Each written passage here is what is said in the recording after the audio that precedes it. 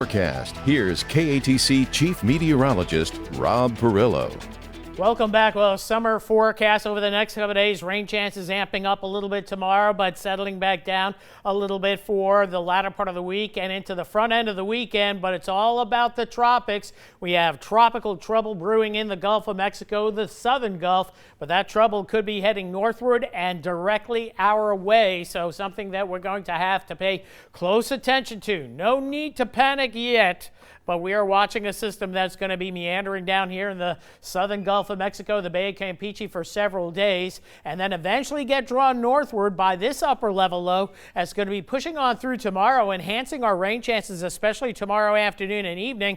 And then this upper low gets about here, begins to draw this system to the north. That upper low disappears or moves off, and then high pressure builds in. So that's going to lock this on a northerly track and then maybe a northwesterly track the last day or two. This runs across the Gulf of Mexico. More on our tropical storm in just a bit. First off, locally, lots of sunshine late this afternoon. Hazy, lazy summer sunshine got us up to 90 degrees. Not much shower activity and a slight chance of a shower through early this evening, but not likely. So here we go with the satellite imagery. Hurricane hunters got into tropical depression number 3 this morning. Didn't find a closed circulation that had wind strong enough to make it a tropical storm, so it was just a depression. But then roughly a half hour, 45 minutes later, hurricane hunters found 40-mile-per-hour winds, and thus this was upgraded to tropical storm Cristobal down here in the southern southwestern Gulf of Mexico. This is the Bay of Campeche right here. You have the tip of the Yucatan right here. This is all called the Bay of Campeche, extreme southwestern Gulf.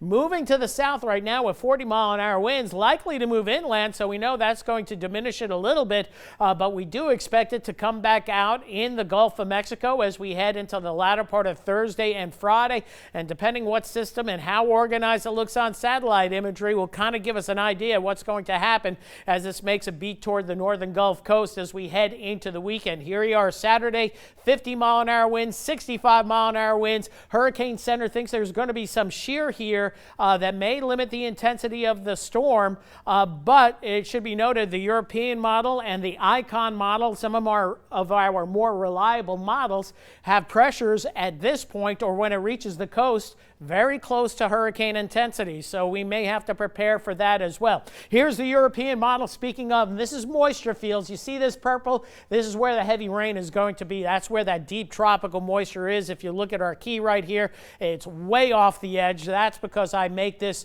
really show up nicely, because this is the deep tropical moisture that brings flooding. So flooding down across Central America, Mexico over the next couple of days through Friday, and then the storm makes a move to the north. And notice, you think it's going to be heading towards southeast Louisiana, but as I mentioned, high pressure is going to start to build in from the northeast, so that's going to make this subtly move to the north and west and get close to landfall, we think sometime Sunday afternoon, Sunday evening, or Sunday night. So tropical storm threat for sure to Acadiana and Louisiana. Maybe a low-end hurricane threat, but there's no such thing as a low-end hurricane. They're always bad for somebody. System is going to meander for days, as we mentioned.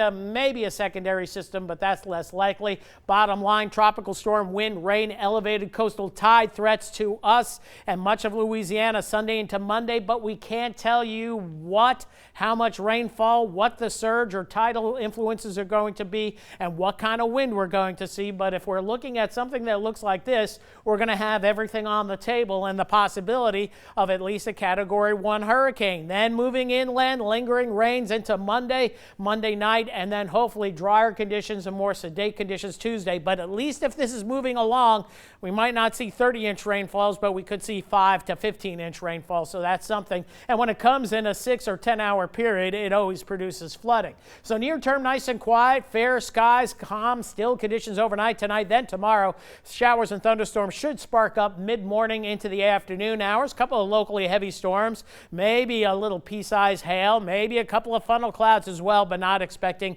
severe weather at this point. So a shower possible early, less likely the way it's looking right now. Very still and quiet overnight tonight with calm winds, 70, 71, 72 the low. Tomorrow will favor mid-80s with more cloud cover and better chance of scattered showers and storms. Mid-morning through the afternoon hours will be prime time with your rain chance at 60%. As we move ahead, typical summer weather Thursday, Friday, Saturday, but these are preparation days, time to get all the stuff, and hopefully there's not another run on toilet paper, but get ready for the weekend. Sunday, Monday are the red letter days for the potential of a tropical storm, perhaps something stronger impacting Acadiana down the line. And of course, Jim, things can change. That 5-day cone, I almost like the 5-day cone on us right now because it will change when it's 4 days out. Maybe it's going to change one direction or the other. We'll see. But a definitive threat for our area. All right, a few days to get it all sorted for sure. All right.